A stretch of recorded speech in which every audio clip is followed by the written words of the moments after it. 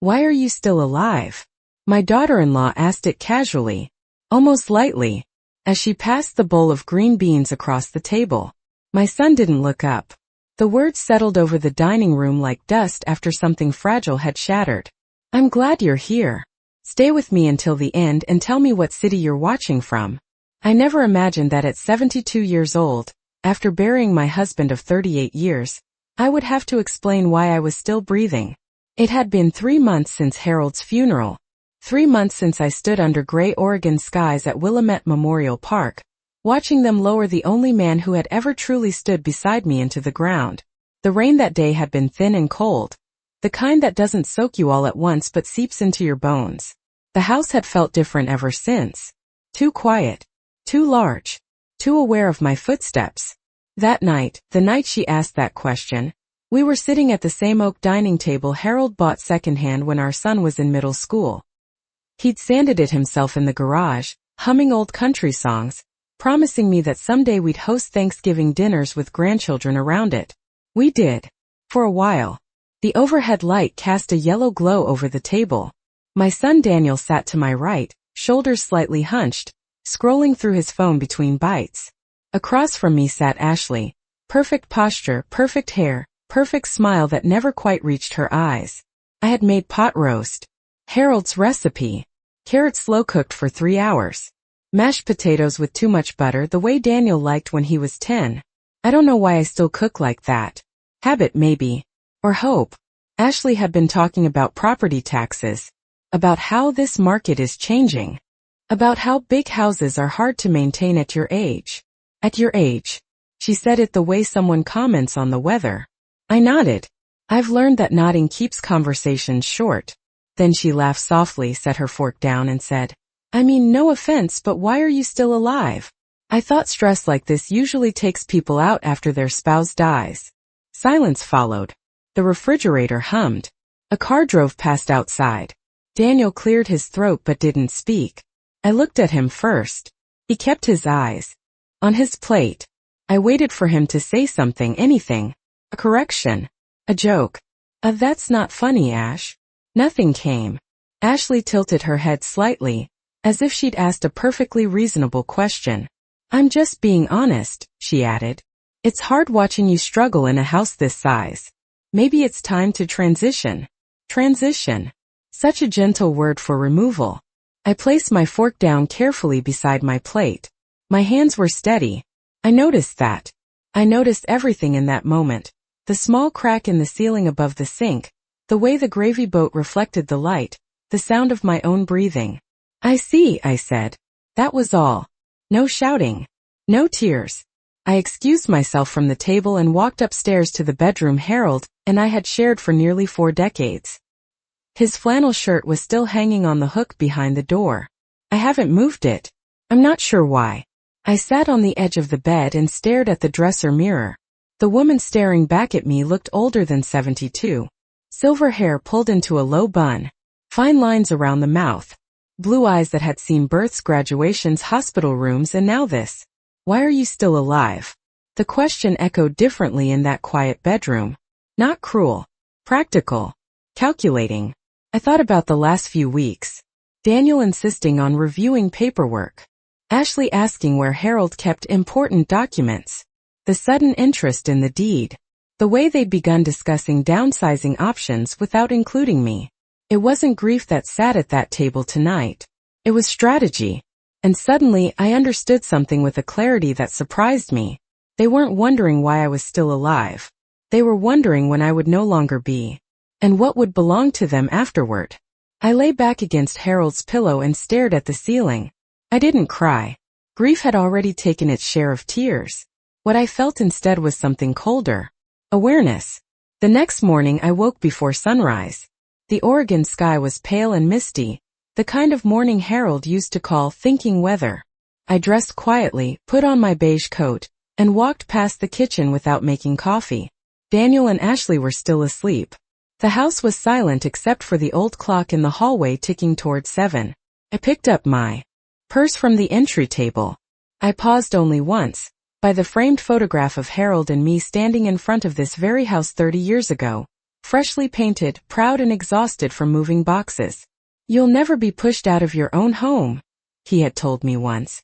I touched the edge of the frame. Then I stepped outside. The air was cold and damp. My breath formed small clouds as I walked to my car. I didn't slam the door. I didn't hesitate. I drove straight to the bank. And that was the first decision I made for myself in a very long time. The bank opened at 9. I was already sitting in the parking lot at 8:45. The building hadn't changed in years. Same brick exterior. Same American flag out front. Harold and I had opened our first joint account there in 1986, the year Daniel started kindergarten. Back then we had exactly $412 in savings and a mortgage that scared us more than we admitted. I remember how proud Harold was signing those papers. Everything we built started with that signature. Now I was walking through those same glass doors alone. The young teller at the counter smiled politely. "Good morning, ma'am." Ma'am. At my age you get used to that word. It's respectful. Distant. "I need to review all accounts under my name," I said. My voice didn't shake. I noticed that too. She directed me to a small office where a man in his early 40s introduced himself as Kevin, a financial advisor. He wore a navy suit and the careful expression of someone trained to speak slowly to older clients. "How can I help you today, Mrs. Whitaker?" I folded my hands in my lap. I'd like to separate everything that is solely mine. And I'd like to understand exactly who has access to what. He nodded, tapping at his keyboard. Of course. As he pulled up the accounts, I felt something settle inside me. Not panic. Not anger. Clarity. Daniel had been added as an emergency contact years ago, after Harold's heart scare. That made sense at the time. Family helps family. But there were notes in the file, recent inquiries about property valuation, questions about refinancing options. Inquiries were made last month, Kevin explained. Just informational. No changes were processed. Last month, 2 weeks after Harold's funeral. I kept my expression neutral. "I'd like to remove all secondary contacts," I said. "Effective immediately." Kevin glanced up, slightly surprised. "Is everything all right?" "It will be," I replied. The paperwork took less than 30 minutes. 30 minutes to undo what had quietly shifted beneath my feet. When I walked back outside, the morning fog had lifted. The sky over Oregon was pale blue, almost innocent. People moved in and out of nearby shops, carrying coffee cups, living their ordinary lives. I sat in my car for a moment before starting the engine. "Why are you still alive?" The question didn't sting the same way it had the night before. It sounded different now. It sounded like pressure. Like impatience. When I returned home, Daniel's truck was in the driveway. Ashley's SUV beside it. They were both in the kitchen when I stepped inside. "You were out early," Ashley said, glancing at the clock. "Everything okay?" Her tone was light, but her eyes were sharp. "Yes," I said, hanging my coat. "Just taking care of a few things." Daniel poured himself coffee without looking at me. "Mom, we were actually talking about the house again this morning." Of course they were. Ashley leaned against the counter. "It's just, this place is a lot for one person. Utilities alone must be overwhelming." "I manage," I replied. She smiled in that patient way she has. The way people smile when they think they're being reasonable and you're being difficult. "We've been researching some beautiful senior communities," she continued. "Gardens, social activities, maintenance-free living. It might actually be good for your health." My health. I looked around the kitchen. The cabinets Harold installed himself. The small burn mark near the stove from the first Thanksgiving turkey I ever made. The window over the sink where I used to watch Daniel wait for the school bus. This house wasn't overwhelming. It was memory. "I'm not moving," I said quietly. Daniel finally met my eyes. There was discomfort there. And something else. Impatience. "We're just trying to think ahead, Mom," he said. "You don't want to leave these decisions too late." Too late. That word again. As if my life had an expiration date hovering over it. I nodded slowly. "I appreciate your concern." And I meant it. Concern can be real. But so can calculation. Over the next few days I began noticing small things I might have ignored before. Ashley measuring the living room with her phone. Daniel opening drawers in Harold's old office under the pretense of organizing. Whispers that stopped when I entered the room. One afternoon I overheard Ashley on the back patio. "If we refinance now," she said into her phone, "we could lower the monthly payments and start renovations before." She paused when she saw me through the sliding glass door. "Before winter," she finished quickly. She smiled. I smiled back. That night, lying in bed alone, I stared at the ceiling fan turning slowly above me. Harold had always handled the big decisions. Not because I couldn't, but because we divided life that way. He dealt with contractors and paperwork. I handled holidays and scraped knees and the emotional weather of our home. But Harold was gone. And the emotional weather had shifted. I wasn't being asked to move for my comfort. I was being repositioned for their convenience. The realization didn't break me. It steadied me. The next morning after Daniel left for work and Ashley drove to the gym, I made a second appointment. This time not with the bank. With a real estate agent. Not because I was ready to leave. But because if this house was going to be discussed like a transaction, I intended to be the one holding the pen. And for the first time since Harold's funeral, I felt something that wasn't grief. It was control. The real estate agent's name was Melissa Carter. She sounded young on the phone. Confident. Efficient. "I'd be happy to come by and give you a market evaluation," she said. No pressure. Just information. No pressure. That phrase seems to follow people my age around. We scheduled the appointment for Thursday morning at 10. I chose that time carefully. Daniel would be at work. Ashley had Pilates on Thursdays. I didn't mention the meeting to either of them. On Wednesday night at dinner, Ashley brought up the house again.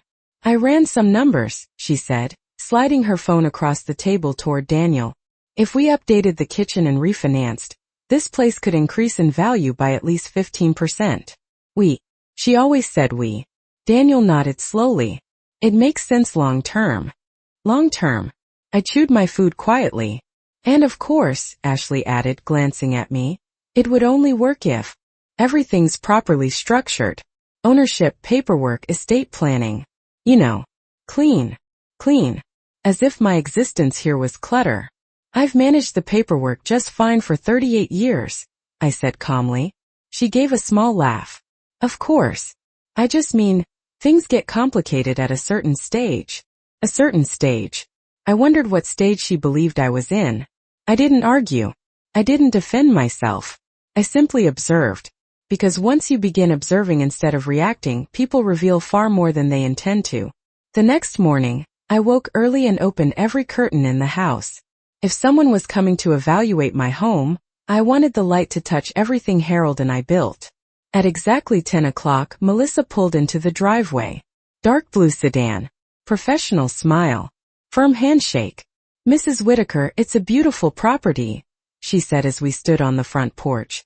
"You've maintained it very well." "We maintained it," I corrected gently. She nodded, understanding. We walked through each room slowly. She took notes, measured walls, examined the hardwood floors Harold had refinished himself 5 summers ago. "This neighborhood has appreciated significantly," she explained. "Homes your size are selling quickly, especially ones without major renovations needed." Without major renovations needed. Interesting. In the kitchen, she paused by the window over the sink. "You could easily list this at a competitive price," she said. "And I believe you'd receive strong offers within weeks." Weeks. Not months. Not someday. Weeks. And if I chose to sell, I asked evenly, how complicated would the process be? "Not complicated at all," she replied. "As long as the deed is clear and solely in your name." "It is." I had confirmed that at the bank. She smiled. "Then you are in full control." Full control. The words felt unfamiliar. Comforting. After she left, I sat at the dining table alone, the same place where Ashley had asked why I was still alive. The house was quiet again, but it didn't feel heavy anymore. Felt strategic. That afternoon, Daniel came home earlier than usual. Ashley followed not long after. I was in the living room when I heard the front door open. "Mom," Daniel called. "I'm here." Ashley walked in first, her expression carefully neutral. We saw a business card on the counter. Of course she had. Melissa had left too. Yes, I said. A real estate agent. Stopped by. Daniel's jaw tightened. Why? I folded my hands in my lap. For information. Ashley crossed her arms. Information about what? About my house. The word "my" seemed to hang in the air. Daniel stepped closer. Mom, if you're thinking about selling, that's something we should discuss together. Should. There it was again. I wasn't aware the decision required a committee, I replied gently. It affects all of us, Ashley said quickly. We live here too. For now, I thought. Aloud I said. And I've appreciated the company. Silence settled between us. Daniel rubbed the back of his neck. He does that when he's uncomfortable. He did it at 16 when he dented the car. He did it at 22 when he dropped out of graduate school for a year. He was doing it now. We're just trying to protect you, he said finally. From what? I asked. He didn't answer. Because the truth was simple. They weren't trying to protect me. They were trying to position themselves. Ashley's tone sharpened slightly. At your age, big financial decisions can be risky. It's important to have support. Support. I stood slowly. I agree, I said. Support is important. I walked to the hallway and picked up my purse from the entry table. And that's exactly why I'm gathering professional advice. Daniel looked startled. You don't trust us? I met his eyes. I trust what I see. Neither of them spoke after that. That night, I lay in bed staring at the ceiling again. But something had shifted. They knew now.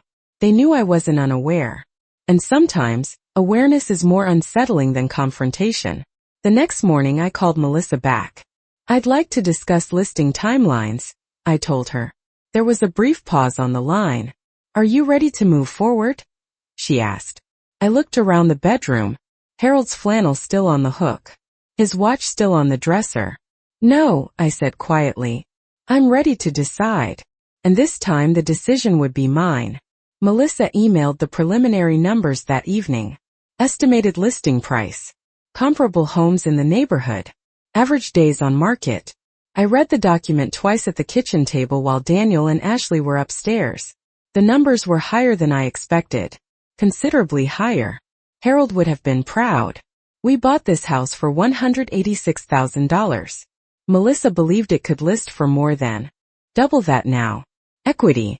That was the word she used. Not inheritance. Not transition. Equity. I closed my laptop slowly and looked around the kitchen. The cabinets were still the warm cream color Harold insisted on painting himself. He said contractors rushed. He didn't trust rushed work. He worked carefully. Deliberately. Every improvement in this house had been made with patience. And now it was being discussed like a timeshare. The next morning at breakfast, Ashley was unusually pleasant. I was thinking, she said, stirring almond milk into her coffee. If we did decide to sell eventually, we could all look at something newer together. Maybe closer to Portland. Better resale value. Again. Daniel nodded. It might make sense to reinvest. I buttered my toast slowly. And how would that work? I asked. Ashley smiled as if she had rehearsed this. Well, since Daniel is your only child, everything would naturally stay within the family. We just streamline the process early. Streamline. I noticed she never used the word mine. Early, I repeated. She shrugged lightly. It's just smart planning. Daniel avoided my eyes again. Who suggested refinancing last month? I asked calmly. The room went still. Ashley blinked. Refinancing. The bank keeps records, I said. Inquiries were made. Daniel exhaled slowly. Mom, we were just exploring options. That's all. Without telling me. For what purpose? I asked. To reduce monthly costs, Ashley said quickly. To prepare. Prepare for what? They didn't answer. Because the answer was obvious. Prepare for a transfer. A shift. A quiet handover before I was ready. I stood and carried my plate to the sink. I've made an appointment with an attorney, I said without turning around. Silence. What kind of appointment? Daniel asked. Estate planning. Ashley's chair scraped slightly against the floor. You think we're trying to take advantage of you? She asked, her voice tight. I dried my hands carefully before facing her. I think clarity protects everyone. That was the truth. Clarity exposes motives. Over the next week, something changed in the house. Daniel became overly attentive, offering to fix things that weren't broken, asking if I needed help with bills I had paid for decades without assistance. Ashley softened her tone but sharpened her observation. She watched me more closely now. Not with concern, with calculation. On Friday afternoon, I met with the attorney downtown.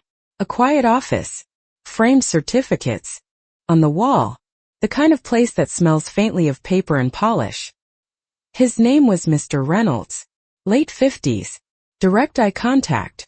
I want everything clearly documented, I told him. Ownership.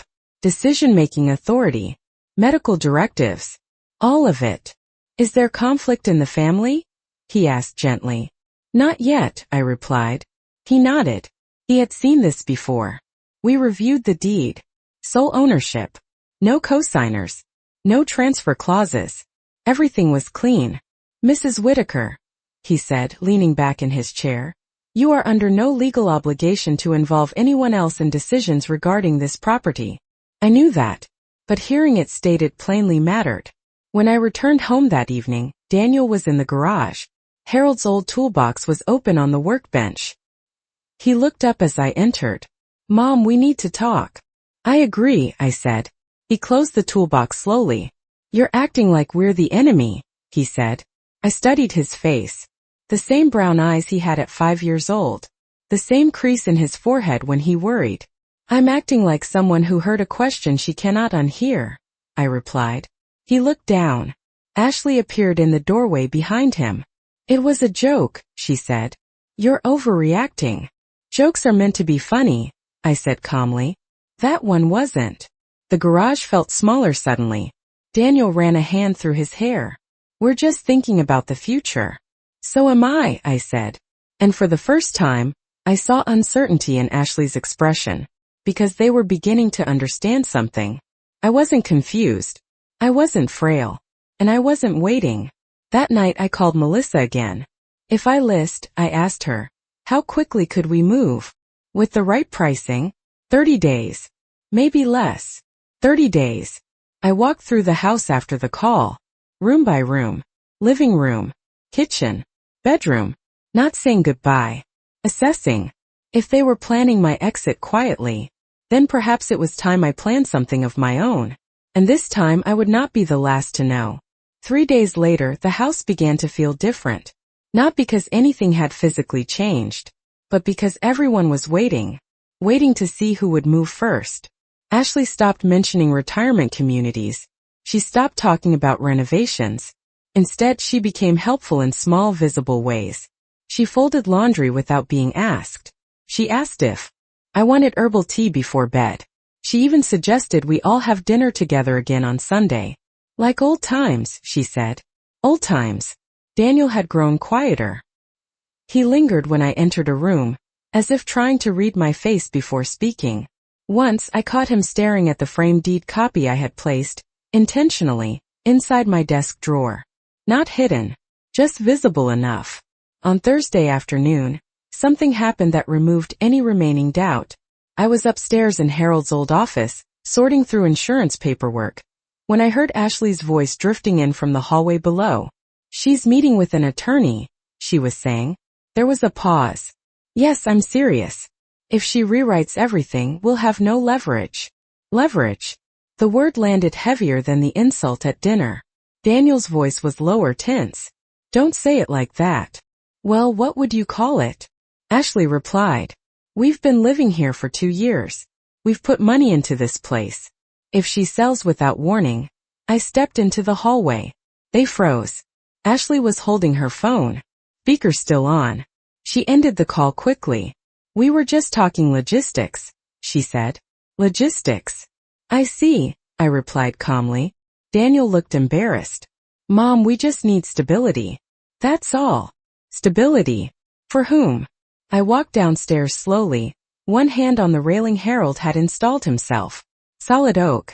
Sanded smooth. I never invited you here as tenants, I said gently. I invited you as family.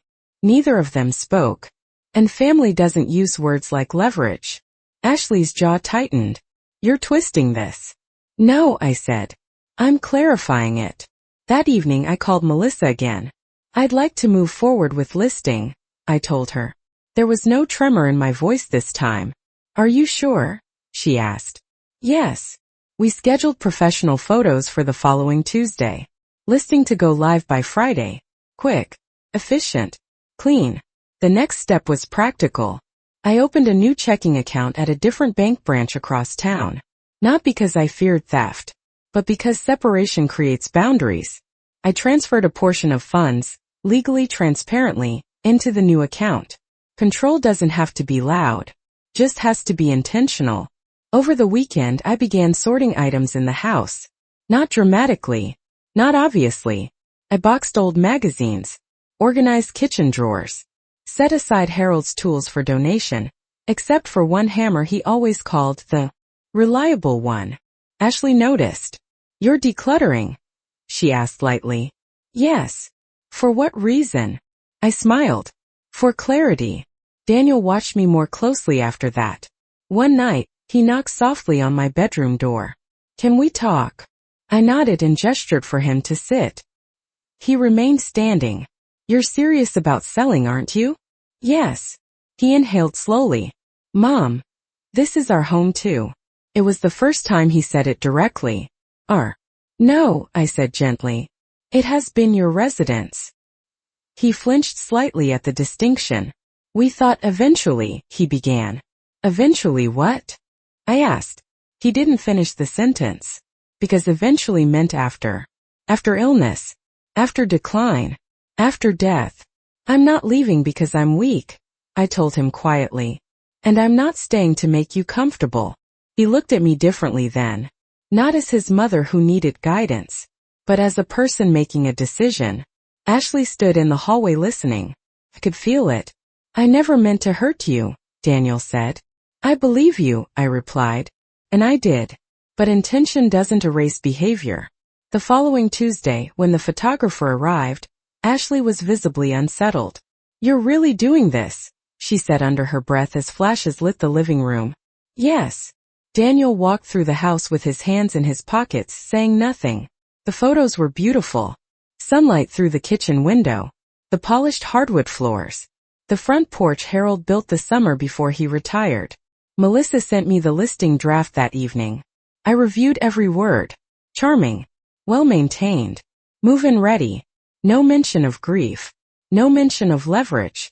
No mention of why are you still alive. Just value. On Friday morning at 9:02 a.m., the listing went live.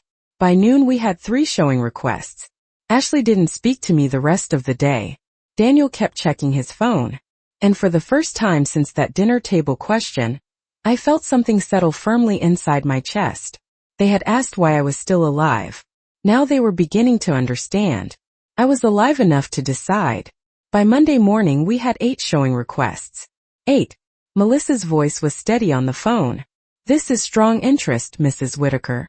Very strong. Strong. That word felt different from leverage. Ashley walked into the kitchen just as I hung up. How many? She asked. Enough, I replied. Daniel was already dressed. For work but hadn't left yet. He stood near the doorway, keys in his hand, listening. We need to talk about this, he said. We have, I answered gently. No, Ashley cut in, her tone sharper now. We haven't. You made a unilateral decision that affects us. Unilateral. Another business word. I poured myself coffee before responding. I made a decision about my property. Daniel exhaled slowly. Mom, we've invested in this place. How much? I asked calmly. He hesitated. Ashley answered instead. We replaced the dishwasher last year. We repainted the guest room. We paid utilities. You lived here, I said. That's called contribution, not ownership. The room fell quiet again.